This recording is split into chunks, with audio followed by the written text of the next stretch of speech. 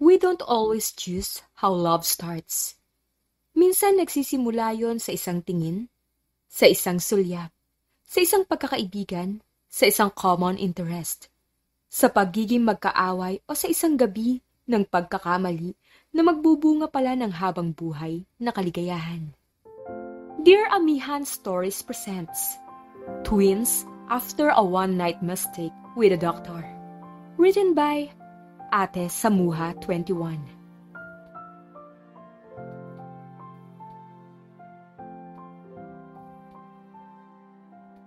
Who are you? Isang baritonong boses ang nagpaghising kay Tala sa mahimbing niyang pagkakatulog. Napabalikwas siya ng bangon, pero agad ding nagulat nang makita ang lalaking nasa tabi niya.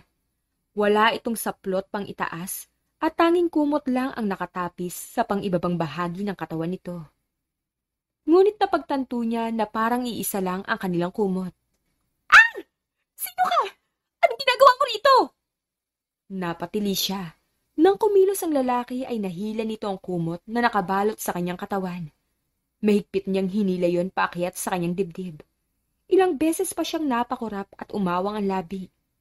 Nasa iisang kama rin pala sila, sa kwartong hindi rin pamilyar sa kanya. Tumalikod ka! Sigaw ng lalaki na agad naman niyang sinunod. Nanginginig na ang mga kamay niya. Ngayon niya lang naramdaman ang pananakit ng kanyang buong katawan. Partikular na sa pinaka-iingat-ingatan niyang bagay. Maliban dun, parang pinupukpok ng martilyo ang ulo niya.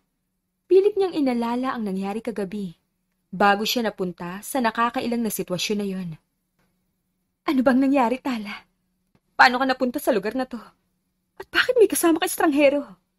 Nagtatakang tanong niya sa sarili. Magbihis ka, mag-uusap tayo sa labas. Narinig niyang sabi ng lalaki. Padabog pa nga itong naglakad. Sa lamig ng boses nito at sa dilim ng ora, ay mukhang hindi rin ito nagustuhan ng nangyari. Wala rin naman siyang maalala maliban sa kasama niya sana ang dalawa niyang kaibigan, na sina Atasha at Leona. Tama, nag-celebrate sila ng birthday ni Atasha kagabi. Marami nga silang in-order na alak, pero talagang wala siyang idea kung paano siya nahiwalay sa mga kaibigan. Imposible namang kinidnap ako dahil mukhang galit yung lalaki. Pagkakausap pa niya sa sarili. Kahit nahihirapan si Tala ay bumaba siya mula sa kama. Hinanap niya ang hinubad na damit. Nang makitang nasa sahig din ang underwear niya, ay mariin siyang napakagat sa labi. Parang wala na siyang mukhang maihaharap sa lalaki dahil sigurado naman siyang nakita nito ang panloob niya. Ang lakas ng kabog sa dibdib niya. Kalma lang, Tala. Pigit mata siyang nagbihis at napabuntong hininga. Pinasadahan niya ng tingin ang 4 na sulok ng kwarto. Malaki yon. Maganda at kompleto ang mga gamit.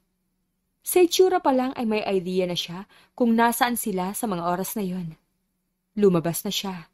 Doon niya napagtanto na malaki nga ang hotel room. Tama, nasa hotel sila.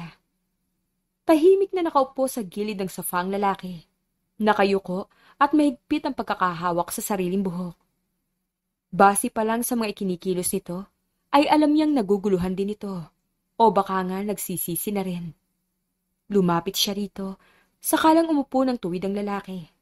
Ramdam niya ang malamig na titig nito. Hindi niya maiwasan na suriin ang itsura nito. Magulo ang buhok nito. Blanko ang ekspresyon ng muka. Pero kapansin-pansin ang mga mata nitong malamlam. Matangos ang ilong at manipis ang labi. Mga detalyeng lalong nagpatingkad sa likas nitong kagapuhan.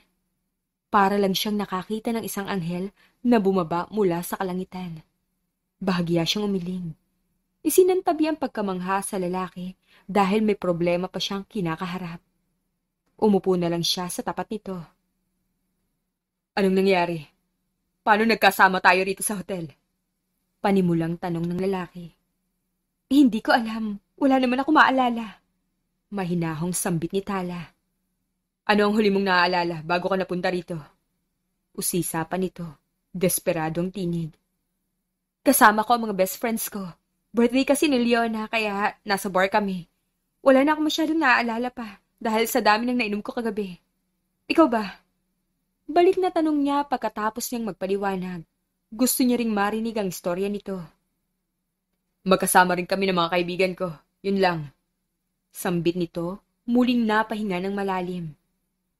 O baka naman, magtapat ka nga sa akin. Siguro sinadya mo to, no? Nagsisinungaling ka lang na walang maalala. Pero ang totoo, hindi nito natapos ang pangungusap nang sumabad siya. Sinabi ko na sa iyo ang totoo. Wala rin ako maalala. At hindi ko ugali ang basta na lang kumirengkeng sa estranghero katulad mo. Inis na bulyaw ni Tala. Nagsalubong ang makapal nitong kilay. Nagulat yata sa sinabi niya. Ngunit wala siyang pakialam. Kung tunog pang kanto ang boses niya o ang salitang ginamit, basta mailabas niya ang inis. Hindi ako basta-basta nalalasing. Mataas ang alcohol tolerance ko. Asik ng lalaki na ikinagtad niya. Ano ngayon sa akin kung hindi ka basta tinatabla ng alak? Paano ka rin napunta sa ganitong sitwasyon? Hindi ako yung sisitihin at pagbibintangan mo. Tumayo siya at dinuro ang lalaki. Napatayo rin ito. Nanlilisik ang mga mata. You better put that finger down before you regret it. Kalmado ngunit mariin na sabi nito. Malakas na natawa si Tala. Ibinabana niya ang kaniyang kamay. Hindi ako pinanganak kahapon. Para hindi ko malaman na kaya mo ginagawa. Takot ka lang magkaroon ng responsibilidad. Ganyan naman kayong mga lalaki, di ba? Kunwari galit. Kunwari napikot ang babae. Gusto niyo lang namang makawala sa problema na kayo nag-umpisa. Mahabang pahayag niya. Mas lalo nang hindi maipinta ang gwapo nitong muka. Kung responsibilidad ang pag-uusapan natin, tama ka. Pero hindi ako kasama sa mga lalaking binabanggit mo na takot panagutan ng isang babae.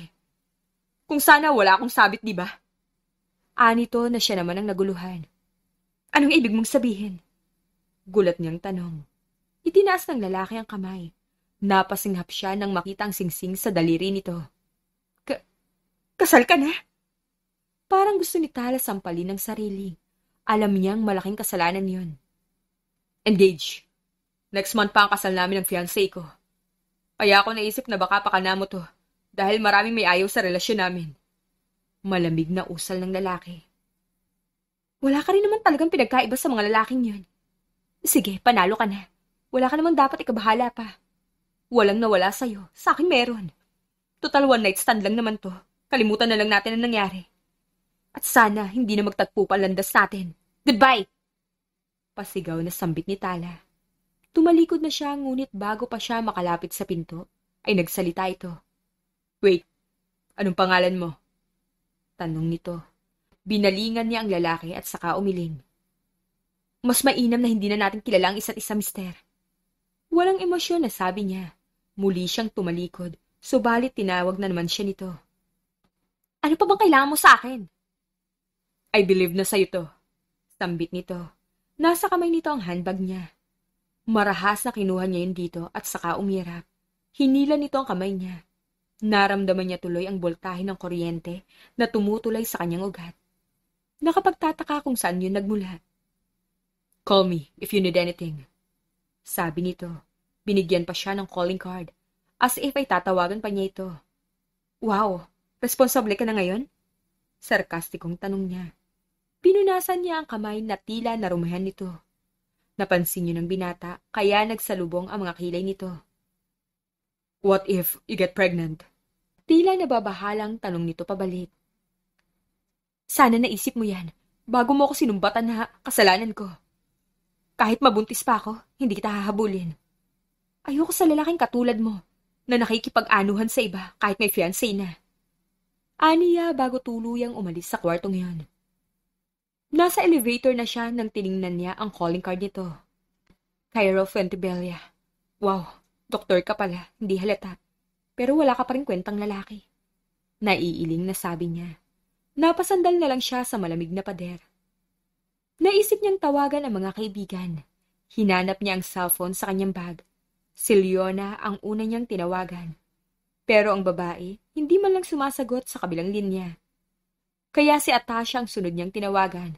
Ngunit cannot be reached naman. Akong mababalo nito sa kakaisip eh. Inis niyang sambit. Nagawa pa niyang batukan ng sarili. Lagot na ako kay Ate Talisha nito. Siya si Tala Sariago, 22 years old, at isang sales lady sa isang malaking mall sa Maynila. Pangalawa siya sa 3 magkakapatid. Ang panganay ay ang ate Talisha niyang nagtatrabaho sa isang call center. At ang bunsi nila ay si Theo, na kasalukuyang nasa kolehiyo. Maagang huminto sa pag-aaral si Tala upang unahin ang pag-aaral ng kaniyang kapatid. Nung una, ayaw naman ng ate niyang huminto siya. Subalit gusto niyang makapagtapos na muna si Theo. Lalo pa na ang mahal ng tuition nito. Ulila na sila magkakapatid sa mga magulang. Kaya't ang ate Talisha na rin niya ang tumayong pangalawang magulang sa kanilang dalawa ni Theo. Pagdating niya sa bahay ay nagpahinga muna siya. Isinuksok niya sa bag ang calling card. Wala siyang balak na tawagan si Cairo. Sa kabilang banda naman, parang kinakain ng konsensya ni Cairo Fontebella, isang surgeon ng malaking hospital sa lungsod ng Maynila. Nagmula siya sa isang mayamang pamilya. Panganay siya sa 2 magkapatid. Kilala sa pagiging responsable at dedikado sa kanyang propesyon. Malapit na rin siyang ikasal at tila maayos na ang direksyon ng kanyang buhay. Propesyon, pamilya at pag-ibig. Ngunit kung kailan nasa tuktok na siya ng pagsisikap niya, ay saka siya nagkaroon ng problema. Tinawagan ni Cairo ang matalik niyang kaibigan na si Damian. Hey dude, what's up? Bungad nito. Anong nangyari kagabi, Damian? Nasaan ka pala ngayon? Usisa niya sa kaibigan. Nasa kondo na ako, Cairo. Bakit? May naalala ka bang nangyari sa akin kagabi? Mahinang tanong niya. Nagtungo siya sa kama para lang makita ang pulang marka. Lalo siyang nakonsensya. Siya nga ang nakauna sa babae. Ngunit nagawa pa niya itong pagbintangan na kagagawa nito ang lahat. Mas nauna kang umuwi, Cairo. Nagpaalam ka pa nga sa amin. Sagot nito. Bakit? May problema ba? Umiling siya kahit hindi naman siya nakikita ng kaibigan. Ayaw niyang malaman nito na nagdala siya ng babae sa hotel. Baka magkaproblema pa sila. Wala naman. Sige, ibababa ko na to. Paalam niya. Hindi na niya hinintay na sumagot ito. Pinatay niya ang tawag. Akala niya'y magiging maayos siya sa susunod na mga araw. Subalit isa nga pala siyang responsableng tao. Pinalaki siya ng kanyang mga magulang na may takot sa Diyos. Puno ng pagmamahal at may matibay na pagpapahalaga sa tama at mali. May disiplina at malasakit. Natutunan niyang huwag kailanman itago ang kanyang mga pagkakamali. Para sa kanya, walang mabuting na idudulot ang kasalanan kung hindi yun aaminin. Samantala ay nasa loob ng banyo nila si Tala. Parang hinahalukay ng kung anong sikmura niya at sunod-sunod ang kanyang pagsuka. Ilang araw na siyang ganon. Tapos sa umaga, palagi masama ang pakiramdam niya. Hindi na rin niya nakakain ang paborito niyang mga ulam.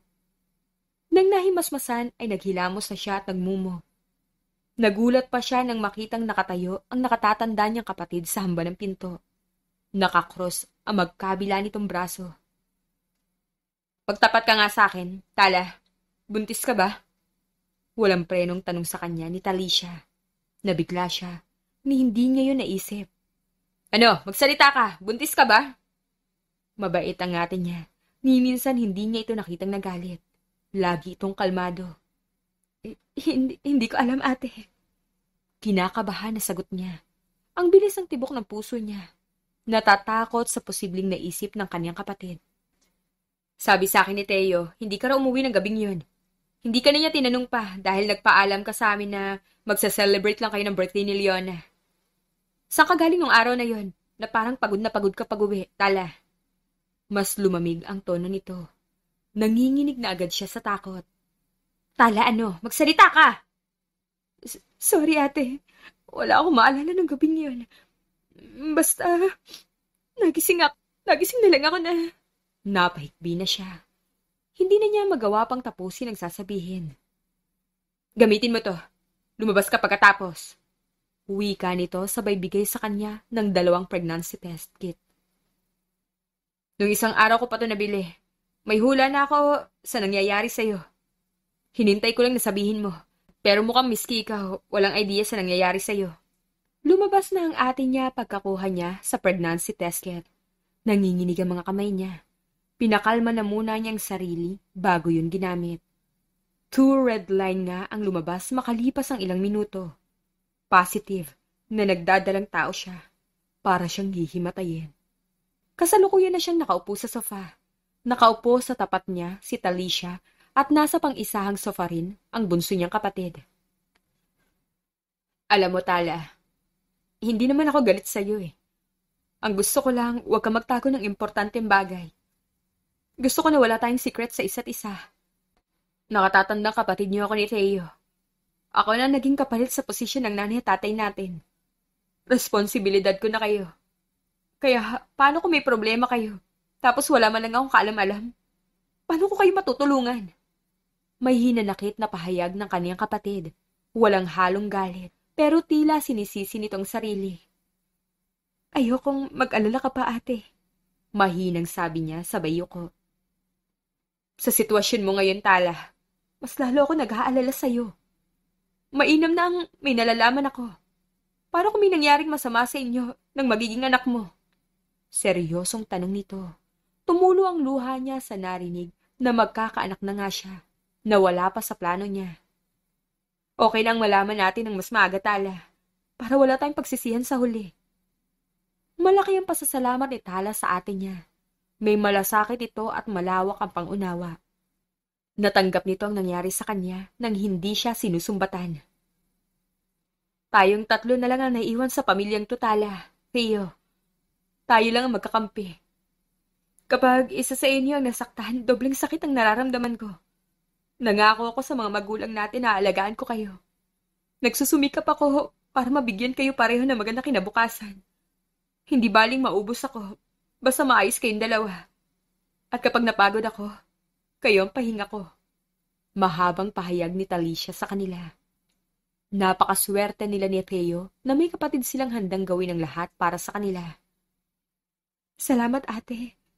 Ang swerte po namin ni Theo sa'yo. Naluluhang sambit niya. Nilapitan niya ito upang yakapin. At gumaya rin ang bunso nilang kapatid. Mahigpit din silang niyakap pabalik ni Talisha. Walang katulad ang pagmamahal ng isang nakatatandang kapatid na babae. Kaya nitong punan ang iniwang puwang ng mga magulang nila. Hindi nagtagal ay nag-quit na rin siya sa trabaho niya para focus na lang siya sa pagbubuntis. Hindi na nga niya namalayan, 6 na taon nang lumipas. Tunay na hindi niya hinanap pa ang lalaking nakabuntis sa kanya, sa takot na makasira pa siya ng relasyon. Mas sinutukan niya ng atensyon ang pag-aalaga ng kanyang mga anak. Kambal ang naging anak niya, na sina Elira at Tyro. Ang bibo at malambing niyang kambal, na ngayon ay nasa kinder na. 5 taong gulang na mga ito. Sa kasalukuyan ay okay naman sila financially. Nakapagtapos na rin ang bunso nilang si Theo. Last year lang, nakapasa ito sa board exam. May engineer na sila. Ang ate naman niya na 2 taong nagtrabaho sa ibang bansa ay bumalik na at pareho ang naging kapalaran nila. Magda2 taon pa lang ang anak nitong lalaki. Aalis na si Mommy, mga anak. Anunsyo niya sa mga anak na abala sa pakipaglaro sa pinsan. Ang ate niya abala sa laptop nito. Ito mismo ang sumasagot sa order ng mga customer nila. Kaya madalas home-based ang trabaho nito. Mayroon na silang small business. Bake shop na pinag-ipunan nilang magkakapatid. Bye, Mommy! Ingat po! Sabay na uwi ka ng 2 bata. Yumuko si Tala upang mahalikan siya ng mga ito sa pisngi. Gumaya rin ang pogi niyang pamangkin na mas singkit ang mga mata kaysa sa mga anak niya.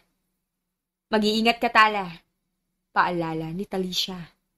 Tumango siya at tuluyan ng lumabas.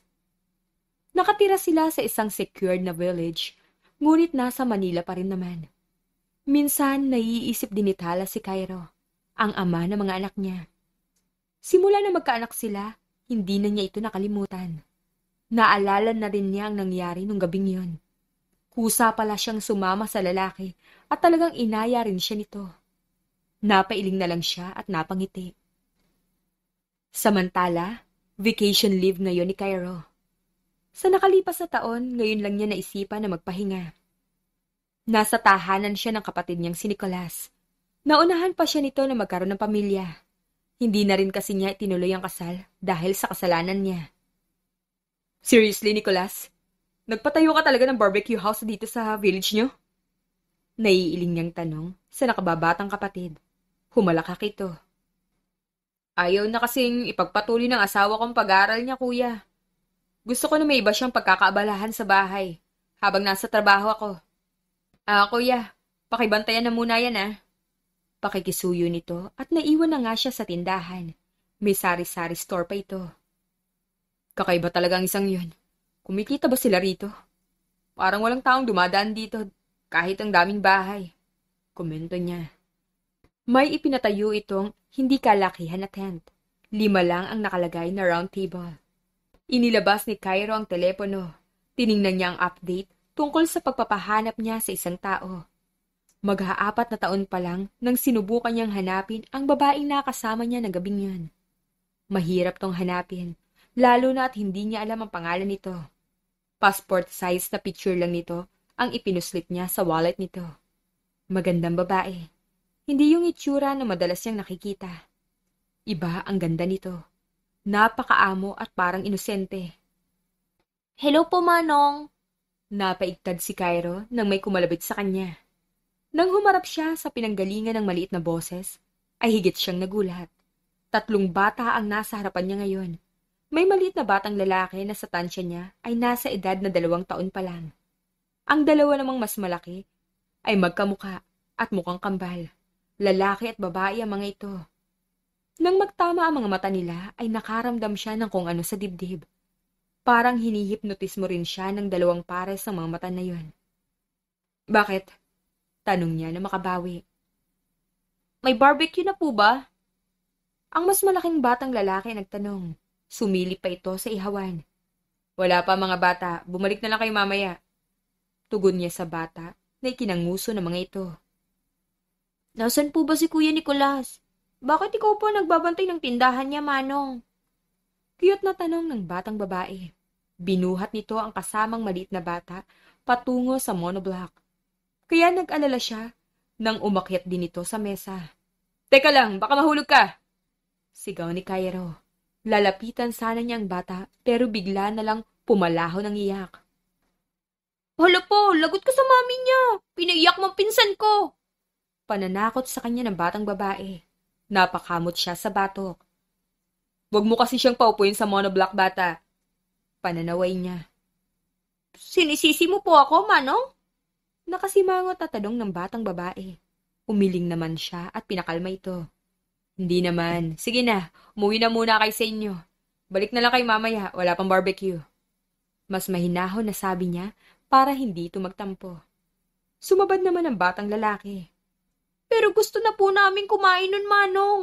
Kaya nga po kami pumunta rito Iiyak na naman po yan si Christopher kapag pinauwi mo kami na hindi pa kumakain ng barbecue. Anang kakambal nito na parang sinisisi siya. Tumingin siya sa barbecue grill. Marunong naman siyang mag-ihaw, pero hindi sa pagtuhog ng karne. Subalit sa tuwing nakikita niya ang tila malungkot na ekspresyon ng mukha ng 3 bata, parang pinipiga ang puso niya. Okay, mapuna muna kayo dyan. Huwag niyong hayaan na tumayo sa upuan ng kasama niyong bata. Paalala niya at napasigaw sa sayang kambal. Gumaya rin ang maliit na pinsan ng 2 bubuwit na yon, na ngayon ay hindi na umiiyak. Hindi alam ni Cairo kung bakit parang masaya siya sa naging reaksyon ng mga ito. Manong, chicken barbecue po yung isa para kay Christopher. Anang batang lalaki na tinanguan niya. Manong, pakisuyo naman po ng TV. Munting hiling pa ng batang babae. May TV sa tindahan ng kapatid niya, kaya sinunod niya ang request ng bata. At saktong nasa channel yun ng cartoon. Salamat po, Manong. Napangiwi siya. Dahil ngayon lang may tumawag sa kanya na Manong. Sanay siyang tinatawag na Doc. Manong, pwede po bang makisuyo ng biscuit para sa pinsan ko? Ang batang lalaki naman ang nag-request. Nahihirapan na nga siyang magtuhog ng manok Ang dami pang demand ng mga munti niyang customer. Sandali lang, bata. Aniya. Pumasok siya sa loob para makakuha ng biscuit. 3 kinuha niya.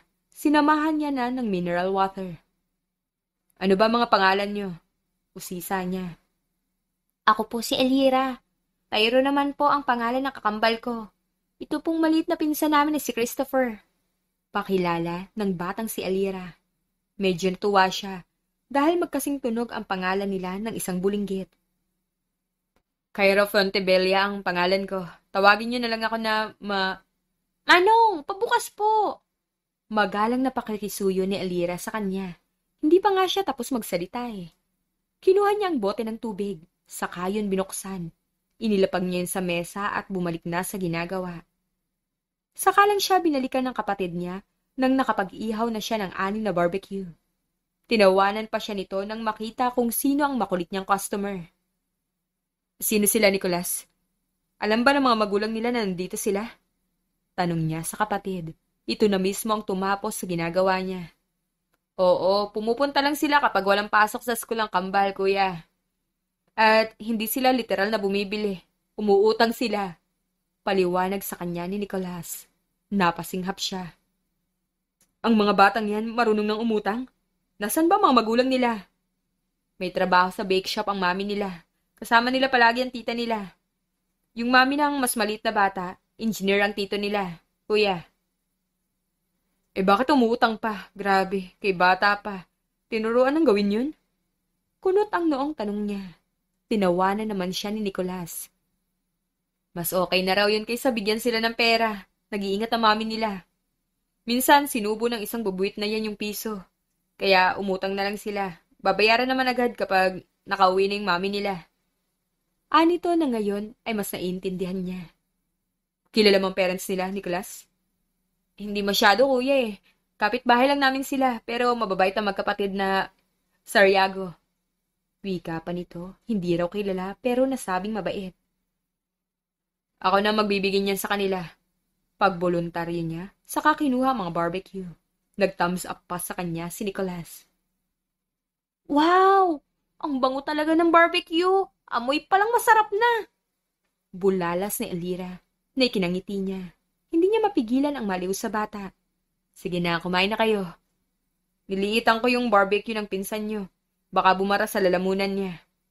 Aniya at hinimay niya ang mga barbecue ng isa. Napapalakpak pa ito sa tuwa. Sabi ni Nicholas, utang niyo raw ito. Tumango ang kambal kahit punong-puno ang mga bibig. Isulat mo na lang po yung kinain namin. Babayaran po ni Mami kapag nakauwi na siya. Ani Tyro matapos lumunok. Okay, mamaya na kapag natapos na kayo. Tumatangong sambit niya. Nawili siya sa panonood sa mga bulinggit. Binabantayan niya rin ang pagkain ng mas maliit na bata. Mabuti na lang at mabagal ito kung kumain. Hanggang sa natapos ng kinakain ng mga ito. Pakisulat na po ang mga kinain namin, Manong. Wika ni Tyro sa kanya. Pwede bang libre ko na yun sa inyo? Tanong niya. Parehong nagulat ang kambal. Hala, bakit niyo po kami nililibre, Manong? Hindi mo naman po kami kilala. Nagtatakang tanong na wika ni Elira. Nangalumbaba siya. Gusto ko lang. Sige na. Hindi nyo na kailangan pang bayaran ng kinain nyo. Libre ko na lang. Ako na magbabayad sa kapatid ko. Umuwi na kayo. Baka hinahanap na kayo ng tita nyo. Tama, tita nyo ang nasa bahay nyo? Tumango sa kanya magkapatid. Ibinaba niya si Christopher mula sa monoblock. Salamat po ulit, Manong. Babalik po kami para hindi na magpalibre. Mangungutang na lang po ulit kami. Si Mami na po ang bahala. Napapahagikik na sambit pa ni Elira. Dalhan ka po namin ng cake. Marunong pong mag-bake ng cake si Mami. Sabi naman sa kanya ni Tyro. O sige, hihintayin ko yan. Sang-ayon niya. Uwi na tayo, Tupper. Babay ka na kay Manong. Utos pa nito sa pinsan. Babay po. Cute na paalam ng maliit. Nahirapan pa ito sa pagbigkas ng 2 salita. Tinanaw na niya papalayong figura ni Tyro, Elira at Christopher. Sa unang araw niya sa bahay ng kanyang kapatid, kahit papano naging payapa siya. Kahit libre mo na yun, kuya, babayaran pa rin yun ng nanay ng kambal o kaya ng nanay ni Christopher. Pero mas madalas na dumaraan dito si Tala para magtanong kung may utang ang mga anak niya. Pagkakwento ni Nicholas. Pinabalik na siya ng kapatid niya sa bahay nito. Nandun din ang sister-in-law niyang si Amara at ang pamangkin niyang si Kyla. Kaya hindi na niya naabutan ng mami ni na Elira at Tyro sa tindahan. Ang likod na lang nito ang nakita niya. Sa kabilang banda ay kakauwi lang ni Tala mula sa trabaho. Dumaan pa siya sa tindahan ng kapitbahay niya upang magbayad ng kinain na barbecue ng kambal at pamangkin niya. Sinabi sa kanya ni Nicolas na inilibre na raw ng kapatid nito, ngunit tinanggihan niya. Hindi ko naman kilala kung sinong kapatid niya. Komento niya. Pagbukas niya ng pinto ng kanilang bahay, ay sumalubong agad sa kanya ang mga anak niya. Nakauwi na si Mami! Masayang bulalas pa ng dalawa niyang bulilit. May cake ka po, Mami? Pwede po bang bigyan natin yung manong sa tindahan ni Kuya Nicolas? Pakiusap sa kanya ni Elira. Nakatingala ito. Kumapit din sa binti niya si Christopher. Kaya binuhat niya ito. Dito kayo mga anak. Anyaya niya. Nauna siyang umupo sa sofa at kinandong niya ang anak ng ate niya. Oh, nakauwi ka na pala, Tala. Ang mga bata nakapuslit kaninang umaga. Kumain na naman daw ng barbecue. Anang kapatid niya. Dumaan nga ako kanina. Ikaw talaga, ate. Hinahayaan mo si Topher na sumama sa mga pinsan niya. Paano kung nabulunan to ng barbecue? Pangangaral niya sa kapatid. Nang umupo sa tapat niya si Talisha, ay nagpababa ang anak nito at dumiretso sa ina. Hindi naman kakainin ni Christopher kung matigas ang manok, Tala. Kompleto na ang ngipin nito. Nangangagat na nga. Buong kumpiyansang sabi nito. Tinginan pa ang maliliit na ngipin ng anak. Binalingan niya ang dalawang bata pero nabigla siya nang wala na sa kinatatayuan ng mga ito. Napasapo siya sa noo. Wala na rin ang dala niyang cake. Mukhang ibinigay nga nila ang dala kong pangmeryenda sana. Naiiling na sambit niya. Pareho silang natawa ni Talisha. Bumalik sina Tyra at Elira, may dala na namang dalawang barbecue. Para daw sa kanila ng ate niya. Pinanggigilan niya ang matatambok na pisngi ng kambal. Kinabukasan ay sinadya na ni Talang tindahan. Mag-iiwan na lang siya ng 500 pesos para kapag nangulit na naman ang mga anak niya. Tao po! Amara! Tawag niya. Mukhang walang bantay pero bukas naman ang pinto. Sumilip si Tala, may tao nga. May lalaki na nakayukyok sa mesa at mukhang natutulog. Si Nicolas ba to? Nicolas? Ilang beses pa niyang ginising ang lalaki. Hanggang sa nakita niyang kumilos na ito. Nag-inat-inat pa ng braso. Nagsimula nang bumilis ang pintig ng puso niya. Parang pamilyar kasi ang lalaki. Malakas ang kutob niya, nakilala niya ito. Nang magtama ang mga mata nila, ay napaatras siya. Si Cairo Fuentebella. Ang ama ng mga anak niya. Hala, anong ginagawa niya rito? Tanong niya sa sarili. Hey, ikaw! Sambit nito. Nanlalaki rin ang mga mata. Tumalikod na siya at umalis sa tindahan, subalit nakahabol sa kanyang lalaki. Hey, sandali lang! Hinawakan nito ang siko niya. Nagprotesta siya at sinisikap na iwasan ito. Ay, bitawan mo nga ako! Sino ka ba? Asik niya sa lalaki. Hinarap na niya ito, kaysa maghilahan sila. Baka may makakita pa sa kanila. Mag-usap muna tayo, miss. Pakiusap nito, ni hindi nga nito alam ang pangalan niya. Bakit tayo mag-uusap? Hindi naman tayo magkakilala. Aniya na pilit pinapakalma ang mabilis sa tibok ng puso niya. Gusto niyang harapin ang lalaki na walang makikita sa kanya na galit. Mamaya niyan, isipin nito na apektado pa rin siya sa nangyari sa kanila noon. Mag-usap muna tayo, please. Pagsusumamo na sambit nito, tila nangungusap din ang mga mata. Pautang po, Manong. Nandyan ka na ba? Pareho silang natigilan nang marinig ang isang matinis na boses. Anak niya yon, si Tyro. Dahil nakalayo sila sa tindahan, hindi yata sila nakita ng tatlong bata. Ay, wala pong tao, kuya. Si Elira yon na nagtanong sa kakambal nito. Tita! Tita! Ang pamangkin niyang si Christopher ang nakakita sa kanya. Ang cute na bata ay itinuro pa siya. Nakuha na nga niya ang atensyon ng kambal. Si Mami! Nandito ka pa po, Mami? Mariin na napapikit na lang si Tala. Naglalakad na palapit sa kanila ang mga bulinggit. Tuwang-tuwa nang makitang hindi pa siya nakakaalis. Kasama mo pala si Manong, Mami? Tanong sa kanya ni Tyro. Inosenteng nakatingin ito sa lalaking kasama niya. Naguguluhan din siya nung una. Dahil kilala pala ng kambal ang lalaki pero Manong naman ang tawag ng mga ito. Naalala niyang may pinagbigyan ng cake kahapon ang mga anak niya. At ang tinutukoy ni Nicolas na may nanlibre sa mga bata. Hindi niya lubos akalain na si Cairo pala yon. Mami, mga anak mo sila? Nalilito ring tanong ng lalaki. Bahagya siyang umiwas dito, ngunit hinila lang siya nito. Tala, yun ang pangalan mo? Umikot ang mga mata niya. Ano ngayon? Saka bitiwan mo na nga ako. Kailangan ko na umalis. Binalingan niya ang mga bata. Tyro, Elira, dalhin niyo na sa bahay si Topper. Bibilhan ko na lang kayo ng biscuit pag uwi ko. Nang hindi na kayo nangungutang pa, sige na, umuwi na kayo. Marahan na utos niya. Hindi kumilos sa mga bata. Mami, kilala mo ba si Manong? Manong, bakit mo po pala hinahawakan ng mami ko? Curious na tanong ng anak niyang si Elira. Oo nga po, mami. Singit naman ni Tyro. Napahinga siya ng malalim. Bitiwan mo na nga ako, Cairo. Mahinahon na utos niya sa lalaki. Binitiwan naman siya nito. Kilala mo nga po siya, mami. Cairo po ang pangalan ni Manong. Nakangiting sambit ng munti niyang prinsesa. Pinangko niya si Christopher. Tara, ihahatid ko na kayo sa bahay. Ang kulit-kulit niya naman eh. Wika niya subalit tumuro sa tindahan ng pamangkin niya. Saktong narunag na may-ari. Nicholas, pabili nga ako ng biscuit. Kunin ko na lang isang supot na to ha. Mamaya ko na kukunin ng sukli ko. Inilapag na lang niya sa garapon ang 500 pesos at mabilis na naglakad. Sumunod naman sa kanyang kambal. Anong nangyari, Tala?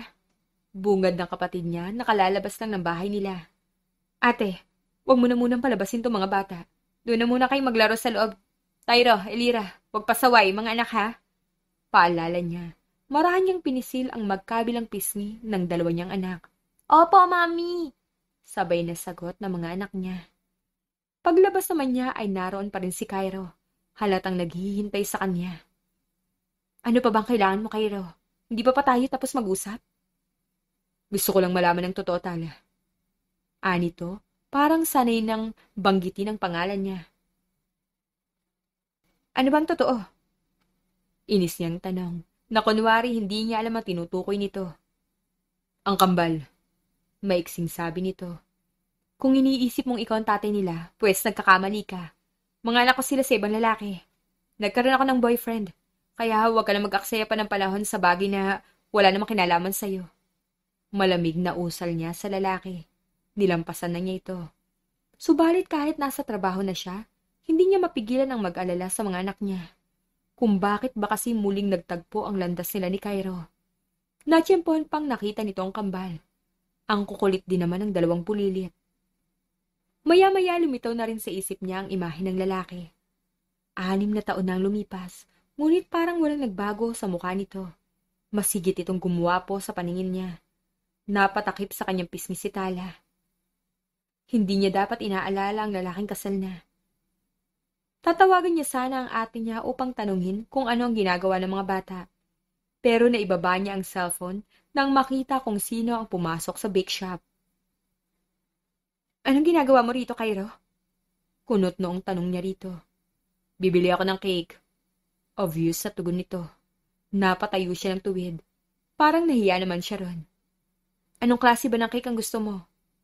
Tanong niya, binigyan niya ito ng menu. Saan dito ang paboritong cake ni na Tyro, Christopher at Elira? Sa halip na sumagot ay tinanong pa siya nito. At ano naman ang balak mo, Cairo? Nag-usap na tayo, di ba? Malamig na tanong niya. Hindi pa tayo nakapag-usap ng masinsinan, Tala, ni hindi mo ako binigyan ng oras. Nakita mo naman na busy ako sa trabaho ko. Paano kita pagbibigyan? Saka hindi naman tayo magkaibigan. May pinagsamahan. Hindi pa ba sapat na dahilan yun, Tala? Teka nga muna. Bakit nga ulit tayo mag-uusap? Sa pagkakaalala ko, wala naman tayong koneksyon sa isa't isa. Mayroon. Yung mga bata. Napabuga siya ng hangin sa bibig. Hindi tayo mag-ex, pero nandito tayo. Nagsusumbatan. Wala naman tayong dapat pag-awayan. At ano ba naisip mo at iniisip mong ikaw ang ama ng mga anak ko? Mas mahinahon na tanong niya. 100% sure ako, Tala. Kung gusto mo, ipa-DNA test na lang natin sila para makita mong ebidensya na ako ang daddy nila. Kalmadong wika nito. Parang nangahamon ka. Bakit ka ba namimilit? Sinabi ko na noon sa'yo na wala kang dapat alalahanin. Walang nawala. Hindi na niya natapos ang katagang sasabihin dahil sa pagsingit ito sa kanya. Meron, Tala. Yung karapatan ko sa mga batang nawala sa akin. Goodness! Ikaw lang yata yung lalaking hindi masaya na nakawala sa responsibilidad. Bulalas niya. Ate Tala, may problema po ba kayo? Usisa ng isa niyang empleyado na si Susana. Wala naman, wag mo ko alalahanin. Nakangiti niyang tugon dito. Ibinalik niyang tingin kay Cairo. Sinabi ko na rin sa'yo noon, Tala. Hindi ako kasama sa mga lalaking binanggit mo na responsable. May sarili akong prinsipyo. Ang gusto ko lang makuha ang karapatan ko sa mga bata. Gusto kong akuin ang responsibilidad ko. Kung pagbibigyan mo lang sana ako ng pagkakataon. Nagsusumamong sambit nito. Sa kadahilanan na hindi niya palubos na kilala si Cairo, ay hindi na muna niya ito pagkakatiwalaan. Ngunit aminado naman siya na wala siyang nararamdamang panganib sa presensya nito. Maliban sa nagagawa nitong pabilisin ang tibok ng puso niya. Nakakainis ka naman, oh. Pumili ka na lang dyan ng cake na gusto mo. Naiiritang sambit niya. Maghihintay ako, Tala. Sabi nito. Hindi na lang siya umimik. Inasikaso na niya ang cake na bibilhin nito upang makaalis na ito agad. Sa kabilang banda ay umuwi rin si Cairo pagkatapos niyang bumili ng cake. Ang sister-in-law niya ang nagbabantay ng tindahan. Saan ka po galing, Kuya Cairo? Usisa ni Amara sa kanya. Bumili ng cake. Heto, sa'yo ng isa. Nakangiting sabi niya. Nagpasalamat agad dito. Napatingin pa siya sa bahay na tinitirhan ni Tala. Amara, matagal niyo na bang kapitbahay ang pamilya ng Kambal? Nandito na po sila bago kami lumipat dito, kuya. Bakit? Casual na tanong nito. Kilala ko kasi si Tala. Wala ba siyang asawa? Mahina niyang tanong, na parang gusto niya ay walang makarinig sa kanya. Ang alam ko po, wala kuya eh. Pareho silang single mother ng ate niya. Ay, bakit nga pala nagka-interest sa pamilya nila? May kuryosidad na tanong nito. May posibilidad kasi na ako ang ama ng Kambal. Lalo na't iniiwasan ako ni Tala. Diyan ka muna, Amara. Ibibigay ko lang to sa Kambal. Paalam niya, saka tumalikod. Hanggang baywang lang ang taas ng gate ng bahay ni Natala. Hindi alam ni Cairo kung paano niya maibibigay ang cake kina Elira at Tyro. Marahil pinagbawalan ng ni Tala na lumabas sa mga ito. Malakas ang kutob niya na may tinatago talaga sa kanya si Tala. Ayaw nitong sabihin at tila may kinatatakutan. Kapag nalaman niyang siya ang biological father ng Kambal, ay hindi naman siya gagawa ng isang bagay na ikagagalit nito. Natigil siya sa pag-iisip nang makita si Tyro. Nakabuntot sa likod nito ang maliit na pinsan. Magpapalipad yata ng saranggol ang dalawa. Hindi na to lilipad to, Fur. Nasira na. Narinig niyang pahayag ni Tyro. Aha! Tugon ng pinsan nito. Psst! Sinitsita ni Cairo ang dalawang bulinggit upang kunin ang atensyon ng mga ito. Ilang beses pa niyang ginawa yon. Ang maliit na bata ang unang nakapansin. Kuya na! Bulalas ito. Kinakalabit si Tyro saka siya itinuro. Ala, si Manong! Sa wakas ay napansin na siya ni Tyro. Patakbong lumapit sa kanyang dalawa, kahit nasa labas pa siya ng gate. Where's Elira, Tyro? Tanong niya. Nasa loob po ng bahay namin, Manong. Bakit po? Nakangiti nitong tanong. May cupcake akong binili sa bake shop ng mami niyo, Tyro. Tawagin mo ang kakambal mo. Gusto ko rin siyang makita. Pakikisuyo niya. Bago pa man mapunta ng bulilit, ay dumating na rin ang kapatid nito. Halika, Elira! May cupcake na dala si Manong!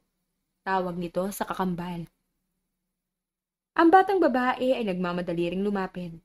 Manong! Malambing na tawag nito, tila masaya ring makita siya. Cairo ang pangalan ko. Huwag niyo na ako tawagin Manong. Wika niya. Lumamlam pa ang mga mata niya ng pagmasdan ng kambal.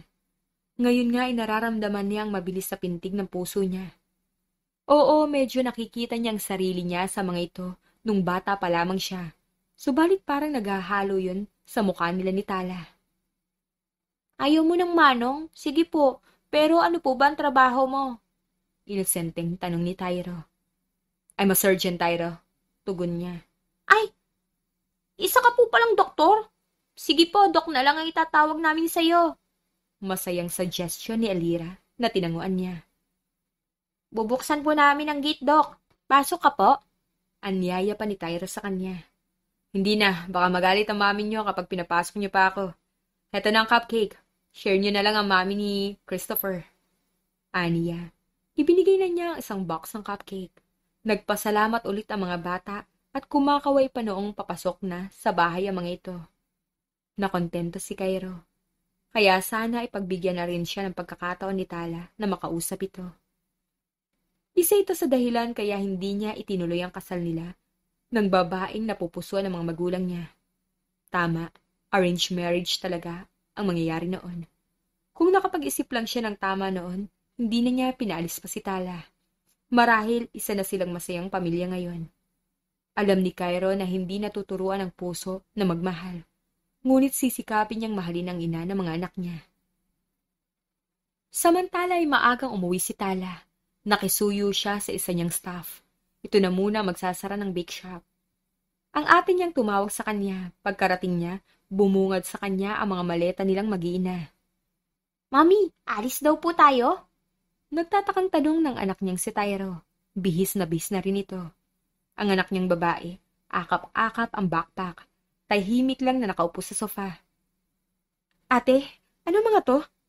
Mahina niyang tanong kay Talisha. Hinila siya nito sa kamay at dinala sa isang sulok. Alis na muna kayo rito sa bahay, Tala. Narinig ko ang pinag-uusapan niyo kanina ng lalaking yun. Kahit hindi kita tanungin, alam ko kung sino yun sa buhay niyong mag-iina. Nakita ko rin siya kanina, binigyan niyo ng cupcake ang mga bata. Sa tingin ko, kinukuha niya ang loob ng kambal. Pero di ba may asawa na siya? May pinakuha na akong sasakyan. Mahabang paliwanag nito. Medyo nagulat siya dahil naisip agad yun ng ate niya. Nagbuntong hininga siya. Kahit parang napipilitan din siya, sinunod pa rin niya ang nakatatanda niyang kapatid. Sige na, lumabas na kayo. Sabi pa ng kapatid niya. I-check ko lang si Topher sa kwarto. Paglabas nga nila ng bahay, ay may pumarada ng itim na sasakyan. Mami, saan po tayo pupunta? Usisa ng anak niyang lalaki. Mamaya, malalaman mo anak. Mami, iiwan na po ba natin doon sina Tita at Topher? Inosenteng tanong naman ng kanyang anak na babae. Pinapagitnaan siya ng kambal. Napansin niya ang maleta nilang naiwan at doon lang siya natauhan. Napatingin siya sa kanyang mga anak. Ayaw niyang matakot ang mga ito kahit masama na ang kutob niya sa nangyayari. Manong, sa labas lang po kami ng village. Kalmadong sambit niya, tuloy-tuloy ang pagmamaneho nito na tila hindi siya narinig. Manong, sa takot na naramdaman ay mahigpit niyang niyakap ang mga anak niya. Tatakasan lang naman nila ang ama ng kambal, pero bakit mauuwi pa sila sa ganong sitwasyon? Parang hindi nga magandang idea ang umalis nang wala sa kanyang plano. Mami, bakit ka po nanginginig? Tanong ni Elira sa kanya. Wala anak, okay lang si Mami. Mabilis na sagot niya, ngunit muntik pang pumiyok ang kanyang boses. Narinig niya ang ringtone ng cellphone niya. Baka ang ate niyang tumatawag, subalit hindi man lang niya magawang kunin yun sa bag niya. Ayaw niyang bitiwan ang mga anak. Si Tyro mismo ang kumuha ng phone niya. Mami, si tita pong tumatawag oh. Nanginginig ang kamay na kinuha niya yon, sinagot ang tawag. Ate, tulong, bungad niya sa kapatid. Calm down, Tala. Pinasundan ko na kayo kay Cairo. Narinig niya ang pagsigaw ko nang sumakay kayo sa ibang sasakyan. Bakit ba kasi hindi mo muna ako hinintay na lumabas? Anang kapatid niya, baka sa boses nito ang pag-aalala. Inaasahan ni Tala na dadalhin sila sa isang inabandonang gusali o sa lugar na wala masyadong tao. Pero pumasok ang sinasakyan nila sa isang subdivision. Ang takot na nararamdaman niya, napalitan na ng pagtataka. Huminto sila sa isang magandang mansyon. Pinagbuksan pa sila ng pinto ng driver. Manong, saan mo naman po kami dinala? Tanong niya, ngunit yumuko lang ang lalaki. Konti na lang ay iisipin niya ng pipi ito. Hala po, Mami. Dito na po ba tayo titira? Ang laki po ng bahay. Masayang bulala si Tyro. Hindi, Tyro. Hindi atin ang bahay na to. Ano lang? Hindi na niya tuloy alam ang sasabihin. Hello, good afternoon. Bati ng isang magandang ginang. Nakangiti pa ito sa kanila, parang hindi naman kidnapping ang nangyari sa kanila. Napaigtad siya nang makarinig ng preno ng bagong dating na sasakyan. Si Cairo ang bumaba mula ron at agad silang nilapitan. Ma'am, ano na naman ba to? Bakit mo sila dinala rito? Tanong nito sa ginang. Higit siyang nagulat. Mami ng lalaki ang ginang nakaharap nila ngayon. Ngunit bakit naman sila nito dinala sa bahay na yon? Ang bilis mo naman, anak. Tatawagan pa sana kita na nasa bahay ang mag-iina mo. Papasukin mo muna sila, sa loob na tayo mag-uusap. Usal ng ginang. Nakangiti pa ito na parang walang ginawang nakakakaba para sa kanya. Hinarap sila ni Cairo. Halata ang pag-aalala nito. I'm sorry, Tala. Hindi ko alam na gagawin to ni Mami. Kilala ba ako ng Mami mo? Bakit niya kami basta na lang dinala sa bahay niyo, Cairo? Sa halip na sumagot, ibinalik niya lang ang tanong. Alam ng Mami ko na pinapahanap kita. Wala akong sinabi na tungkol sa inyo. Kaya wala akong idea kung paano kayo nakilala. Paliwanag nito na mukhang nagsasabi naman ng totoo. San, pumasok na muna kayo sa loob. Singit pa ng ina nito. Natakot na ako kanina. Akala ko totoong dinukot na kami. Mahina niyang wika. Dok, bahay niyo po yan? Diyan na po ba kami titira? Magalang na tanong ni Elira kay Cairo. Oo, bahay nga namin yan, Elira. Pero hindi kayo dyan titira. Mahinahon na paliwanag nito sa anak nila. Napasimangot ang bata. Sayang naman po, Dok. Ang ganda po ng bahay niyo eh. Kasya na po kami dyan na Tita Topher at Tito Teo po. Malungkot na sambit pa nito. Balikan po natin sila ha. Anak, may bahay naman tayo. Uwi pa rin tayo doon. Pag-aalo niya sa kanyang anak. Kung ganun po, hindi natin iiwan doon si Tita? Saka si Topher? Mukhang yun din ang dahilan kung bakit nalungkot ito. Oo naman, anak. Malambing niyang tugon. Binalingan niya ang lalaki. Cairo, sumugod ka ba talaga rito para sa amin? Yes. Narinig kong sumigaw sa labas ang ate mo. Nakita niya ako at agad na nilapitan. Dinukot daw yung mag-iina ko, kaya sundan ko raw. Anito na yumuko kalaunan. Nakagat niya ang labi niya. Dahil nalaman na nito kung sino ang ama ng kambal. Sa bibig na ng ate niya nagmula ang sagot sa tanong nito kanina sa bake shop. Kinabahan din ako ng una. Akala ko, mawawala na kayo agad sa akin. Dok, sino po ang mag-iina mo? Makulit na singit na naman ni Elira sa kanila. Anak, behave. Kanina pa kayo singit ng kuya mo eh. Marahan na sita niya. Bumungisnis lang ang bata. Pumasok na lang tayo sa loob, Cairo. Okay lang naman sa akin na harapin ang mami mo. Sigurado ka ba dyan, Tala? Pwede ko naman kayong ihatid pabalik. Pero may plano ba talaga kayo na alis? Sa nakikita ni Tala na pagsusumamo nito, napatunayan niya na natakot ito sa nangyari sa kanila. Sapat na dahilan yun upang pagkatiwala ng lalaki, ngunit hindi pa niya alam kung ano ang status nito sa buhay. Ayos lang, pumasok na tayo. Huwag natin paghintayin ng mami mo. Aniya, tumangulang ito. Hinawakan ng kamay ng anak nilang si Elira at inaya na silang pumasok sa loob. Maraming hinandang merienda ang ginang na si Madam Emma. Carlos naman ang pangalan ng asawa nito. Kasalukuyan na silang nasa sala. Abala na sa pagkain ng kambal niya, inaasikaso ng mami ni Cairo. Hinihintay ni Tala na mag-usap na sila ng ginang, pero nasa dalawang batang atensyon nito. Wala pa silang sinasabi tungkol sa kambal, ay parang alam na agad nito ang lahat. Magiliw nito kinakausap sina Tyra at Elira. Ang mga anak niya, hindi rin nahiya na pakisamahan ng ginang. Binalingan niya ang katabi niya sa upuan na si Cairo. Nakatingin din pala ito sa kanya. Mami, pukaw nito sa atensyon ng ina. Oh, pauwi na raw ang daddy mo, anak. Excited din siyang makita ang mga apo namin. Sabi nito na nakafocus lang sa mga bata. Dumating ang ama ni Cairo, diretso ito sa mga apo na talagang binabaliwala ang presensya nilang dalawa. Natutuwa naman si Tala na tanggap na mga ito sina Tyra at Elira. Kaya lang, hindi pa niya naipapakilala si Cairo bilang ama ng mga bulinggit. Po, lolo at lola, wala na pong parents ang mami namin. Paano pong naging lolo at lola namin kayo? Gulat na tanong ni Tyra. Palipat-lipat ang tingin ng bata sa grandparents nito. Samantala si Cairo naman hindi na mapakali. Natatakot siyang magalit sa kanya si Tala dahil pinangunahan na sila ng kanyang ina. Kami ang lolo't lola nyo. Mami ako ng daddy nyo. Ako si Lola Emma at yan naman si Lolo Carlos nyo, mga apo. Paliwanag ng mami niya. Napahinga siya ng malalim. Nanlalaki ang mata ng dalawang bata na tumingin sa kinaupuan niya. Si Daddy po. Yang si Doc po, Daddy namin? Ha? Bakit naman nagulat kayo? Hindi ba sinabi ng daddy nyo na may mommy at daddy pa siya? Tanong ng mami niya sa mga bata. Ma'am, wala pa pong idea ang kambal kung sino ako sa buhay nila. Mahinahon na pahayag niya. Napasinghap ang mami niya at ang kanyang ama napailing. Sorry, akala ko alam na nila. Kaya ko sila dinala rito dahil hindi na kami makapaghintay pa na makita at makilala sila. Naku, sorry, iha. Paumanhin ng ina niya kay Tala. Ngumiti lang ang huli. Dahan-dahan na lumapit sina Tyro at Ilira sa kanila ni Tala. Unang nilapitan ni Tala, ngunit ang mga mata ay nakapako sa kanya. Mami, totoo po bang sinabi ni Lola na si Doc po ang daddy namin? Curious na tanong ng anak nilang si Tyro. Nauna nang lumapit sa kanya si Ilira. Itinaas nito ang matambok na mga braso.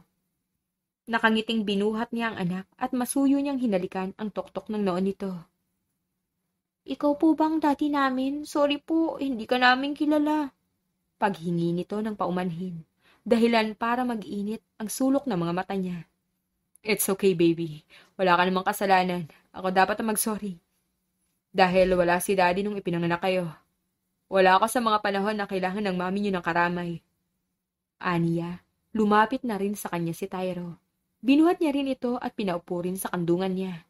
Daddy, kaya pala kilala ka ni Mami, kasi ikaw po talagang daddy namin. Madalas po namin kinukulit si Mami kung nasan ka. Hindi niya raw po alam. Kwento naman ni Tyro. Paulit-ulit niyang hinalikan ang ulo ng kambal. It's okay, baby. It's okay. Sorry din kung masyadong late si Daddy. Pero ngayon, hindi na ako aalis. Dito na lang si Daddy sa inyo kapag binigyan na ako ng chance ng mami niyo. Sinulyapan niya si Tala. Nahuli niyang nagpupunas ito ng luha. 10 minutong itinagal ng yakapan nilang mag-aama. Dahil bumalik ang mga ito sa lolo't lola para ubusin ang kinakain. Hinatid niya rin pauwi ang mag-iina niya. Sa labas pa lang, nakaabang na ang mga kapatid ni Tala. Meron pang isang Honda Civic na nakaparada sa tapat ng bahay ng mga ito. Isang lalaki na halos kaedad niya ang may buhat sa batang si Christopher. Kita! May daddy na po kami ni Elira! Masayang anunsyo ni Tyro. Topher, may daddy na kami oh! Segunda pa ng anak niyang babae. Ako po, dada! Dada! Sigaw rin ni Topher, sabay turo sa lalaking katabi ng ina nito. Mataman na tiningnan nito ni Cairo. Mukhang hindi lang siya ang nakatuklas na may anak siya sa magkapatid na Saryago. Hala, may daddy ka na rin, Topher? Sabay na tanong ng mga anak niya. Binalingan niya ang kapatid ni Tala. Nakakross ang magkabila nitong mga braso. Akala ko hindi mo na iuwi ang kapatid at mga pamangkin ko. Pasensya na sa ginawa ng mami ko. Hindi lang talaga siya makapaghintay na makilala ang mga apo nila. Paliwanag niya sa babae. Okay lang. Tipid na sabi nito. Nakapag-usap na ba kayong dalawa? Bukas na ate. Paggabi na rin eh. Ang dami nangyari ngayong araw. Gusto ko na rin magpahinga. Wika ni Tala at binalingan siya nito. Bukas na lang tayo mag-usap. Salamat, Cairo. O kung gusto mo, Cairo, maghapunan ka na lang dito sa amin. May bisita rin naman kami ngayon. Anyaya sa kanya ni Talisha na hinding-hindi niya tatanggihan. Kung okay lang kay Tala, nahihiya niyang sabi. Tara na para may kasama yung chinito. Ani Tala na ang tinutukoy ay ang lalaking kasama ng kapatid nito. Naging matiwasay naman ang dinner nila. Nagtagal nga lang sila sa hapag dahil sa makukulit na mga batang kasama nila. Hinatid ni Tala si Cairo palabas. Kahit nasa kabilang bahay lang naman ang uuwian nito. Thank you, Tala. Hinayaan mo ako makilala ka ng mga bata bilang ama nila. Pasasalamat nito sa kanya. Karapatan din naman nila eh. Pasensya ka na rin kung hindi agad kita kinausap. Pagkatapos ng gabing yun, talagang nangako ko na hindi na ulit magtatagpo ang landas natin. Ayoko makasira ng relasyon, pero hindi ako nagsisisi na may nangyari sa atin. Dahil sa iyo, nagkaroon ako ng mga anak. Pag-amin niya, ramdam niya ang pag-iinit na magkabila niyang pisngi. Dahil may pagkabulgar ang mga katagang binanggit niya. I'm sorry, ako pa ang unang nambintang. Kaya ako naman pala ang nagaya ng gabing yan. Wika nito, may maliit na ngiti pa sa labi. Ewan niya kung nahihiya rin ba ito sa sinabi. Naaalala mo na rin? Tanong niya na hindi napigilan ng matawa. Tumango ito. Naglahad naman siya ng kamay. Hindi pa tayo nagpakilala ng formal. Ako si Tala Sariago. 28 years old na ako ngayon. May maliit kaming bake shop. Yun ang hanap buhay namin ngayon ng ate ko. 22 years old ka nung pinagbuntis mong kambal. God, ang bata mo pa pala nun, Tala. Gulat na sabi nito. Tinanggap na nito ang pakikipagkamay niya. I'm Cairo Pentebella, a surgeon. As of the moment, naka-vacation leave ako. And I'm single, Tala. Marahan na pinisil pa ng binatang kamay niya. Ramdam niyang pamilyar na boltahe ng kuryente na tumutuloy sa kanyang ugat. Nice meeting you again, Doc. Pusal niya at malapad ng umiti ito. Same here, Tala. Masaya ako na ikaw ang naging ina ng mga anak ko. Napalaki mo sila ng mababait at marespeto. Bonus na yung pagiging makulit nila. Napahawak siya sa kanyang tiyan. Parang may nararamdaman siyang paru-paro na lumilipad sa loob nun. Kinikilig yata siya sa sinabi ni Cairo. Sigurado siya na kasing kulay na ng kamatis ang magkabila niyang pisngi. Teka, ang sabi mo nun sa akin, may fiancé ka? Bigla niya naalalang ungkatin. Arranged marriage yun, na hindi ko na itinuloy because of you. Sinadya man o hindi, I cheated on her when something happened between us. Parang kinakain din ako ng konsensya ko, knowing na virgin ka when we, you know. O seryoso? Hindi ka nagpakasal dahil sa akin? Yeah. Sinubukan din kitang hanapin kaso mahirap dahil hindi ko man lang alam ang pangalan mo. Ang meron lang ako, 2x2 picture mo na kinupit ko pa sa wallet mo. What? Nanlalaki ang mga matang tanong niya. I don't know kung dahil sa konsensya kaya ako ginawa yun. Habang pinag-uusapan nila ang nakaraan, unti-unting naging komportable siya sa lalaki. Para ba nagkakaroon na siya ng tunay na koneksyon? Alam mo, Cairo, pwede naman tayong mag-co-parenting sa kambal. Sa panahon ngayon, marami na ang ganun. Suggestion niya na inilingan ng lalaki. Oo, nagsimula tayo sa pagkakamali na ginawa natin noon, kahit hindi sinasadya. Isang maganda lang naman ang nangyari pagkatapos ng Tala. Dumating sa buhay natin sina Tyra at Alira. Sila yung wala sa plano natin noon. Pero may dahilan kung bakit sila ibinigay sa atin. Sila naging tulay upang itama ang pagkakamali natin noon. Kaya, ibigay natin sa kanila ang isang bagay na deserve nila. At ano naman yun? Tila kinakabahan na tanong niya. Kompletong pamilya, Tala. Yun ang gusto kong ibigay sa kanila. Para maiwasan nila ang mga panghusga ng ibang tao. Nanak mo sila sa pagkadalaga. Gusto kong maranasan nila na buong pamilya natin. Nagsusumamong sambit ni Cairo sa kanya. Pagkatapos nun, ilang gabi siyang nag-isip. Hanggang sa nakabuo na nga siya ng isang desisyon. Ang bigyan nito ng isang pagkakataon upang makabawi sa mga anak niya o anak nila. Isang buwan nang nakalilipas buhat ng ligawan siya ni Cairo. Paunti-unti nilang kinikilala ang isa't isa. Nagda-date na sila. Nung una talagang nagkakailangan pa sila, ngunit ngayon, nasasanay na sila sa isa't isa. Tuwing Sabado ay nagda-day off si Tala mula sa bake shop para naman may pahinga siya. Ngayong umaga, dumiretso na siya sa tindahan.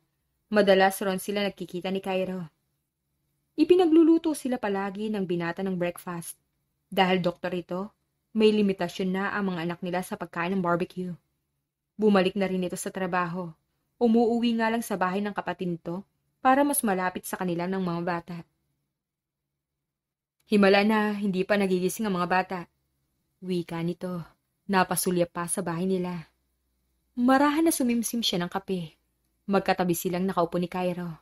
Ang kamay nito nasa ibabaw ng upuan niya, na parang nakakbay na rin ito sa kanya.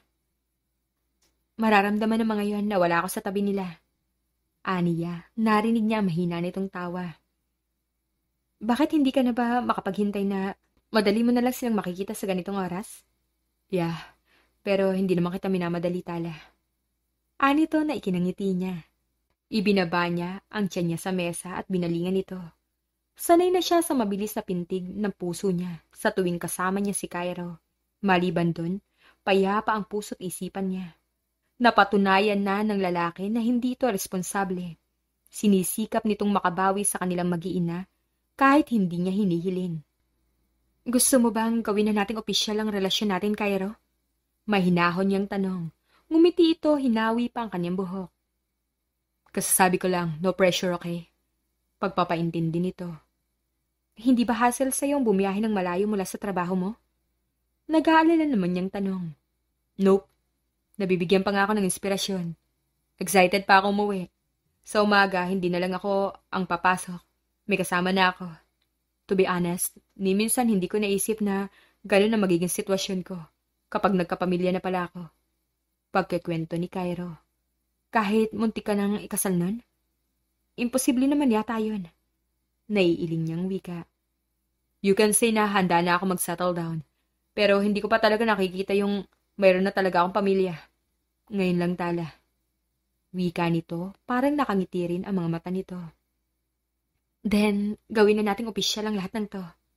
Aniya, matagal pa silang nagtitigan hanggang sa dahan-dahang inilapit nito ang mukha sa kanya. Napapikit si Tala nang maramdaman ang malambot at mainit na labi ni Cairo sa labi niya. Masuyo siya nitong hinalikan.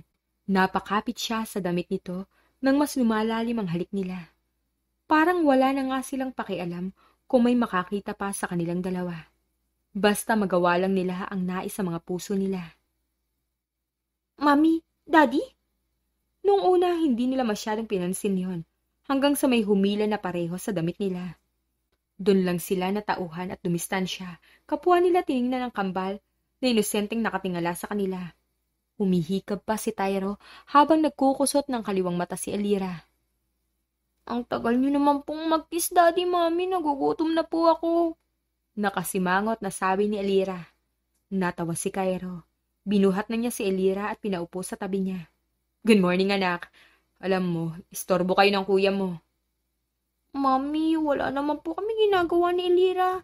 Hinihintay nga po namin kayo na matapos sa kiss niyo. Pero ayaw niyo po yatang huminto eh. Pagdadahilan ni Tyro. Ang daddy nito ang bumuhat upang makaupo na rin ito sa tabi ng kakambal. Kami rin ng mami niyo. Naghihintay sa inyo para makapag-agahan na tayo. Anito. Ginawa na nilang dining area ang tindahan ng kapatid nito. Ayaw rin namang maistorbo ni Tala ang ate niya na may bisita rin sa bahay nila. Masarap po ulit ang breakfast natin, Daddy? Makulit na tanong ni Elira sa ama.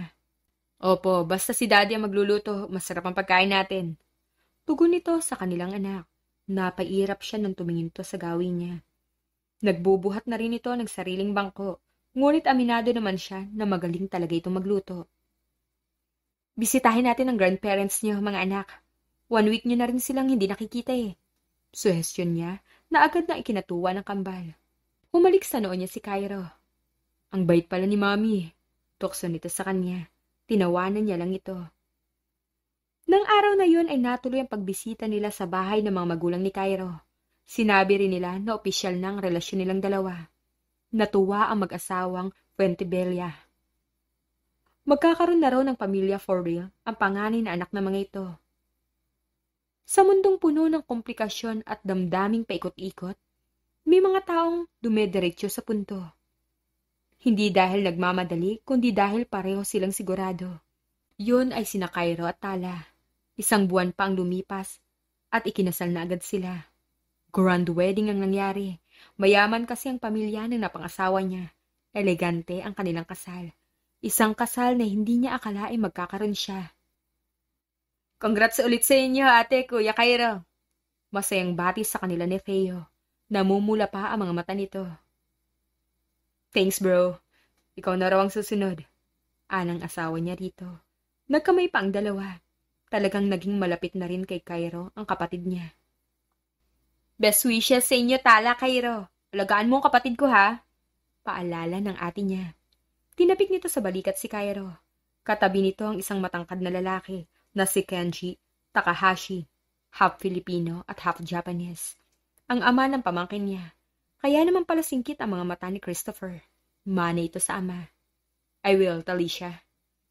Mommy, Daddy, congrats po! Singit ng kanilang mga anak. Lumuhod ang asawa niya para buhatin sina Tyro at Elira. Napangiwi siya kasi alam niyang mabigat na ang 2 bulinggit. Ibaba mo na sila, Han. Hindi ka ba nabibigatan sa kanila? Naiiling niyang tanong. Nope. 5 years kong hindi ito ginawa sa kanila. So, bumabawi pa lang ako ngayon, Han. Pagdadahilan nito. Mami, ang ganda niyo po! Nakangiting sabi ni Elira. Hinalikan niya ito sa pisngi. Walang piso si Mami, anak. Natatawa niyang sabi. Lo, si Mami, hindi naman po ako nang hihingi ng piso eh. Inosenteng tugon nito. Joke lang, anak. Aniya sabay tawa. Balik na kami sa table namin, Tala. Paalam naman ang ate niya. Nasa reception na sila sa mga oras na yon at maya-maya tinawag sila ng MC. Sa gitna ng liwanag ng fairy lights at himig ng isang mabagal na tugtugin, magkahawak kamay na lumapit sina Kyra at Tala sa gitna ng dance floor. Nakatitig sila sa isa't isa. Tila ba wala ng ibang tao sa paligid kundi silang dalawa. May mga naluluha sa tuwa, may mga naghiyawan sa kilig. Hindi sila nagsimula sa mahabang ligawan, pero heto sila ngayon. Sa harap ng lahat, pinapatunayan ang pagmamahal, hindi nasusukat sa tagal ng simula, kundi sa tibay ng paninindigan. Habang sumasayaw sila sa ilalim ng malamlam na ilaw, bahagyang bumulong si Cairo sa kanya. Mahal kita. Ngumiti si Tala, maring pumikit at sumandal sa dibdib ng lalaking minahal niya sa loob lang ng maikling panahon. Mahal din kita, Cairo. Mahal ko rin ang dalawang makulit na bulinggit. Anito at niyakap pa siya ng mas mahigpit. Ang pagmamahal na nagsimula sa pagkakamali ay pwedeng maging tama kapag pinili yung ayusin at panindigan. The end. Kung nagustuhan niyo ang aming istorya, ay huwag kalimutan na mag-like at subscribe. Mag-iingat po tayong lahat. Salamat!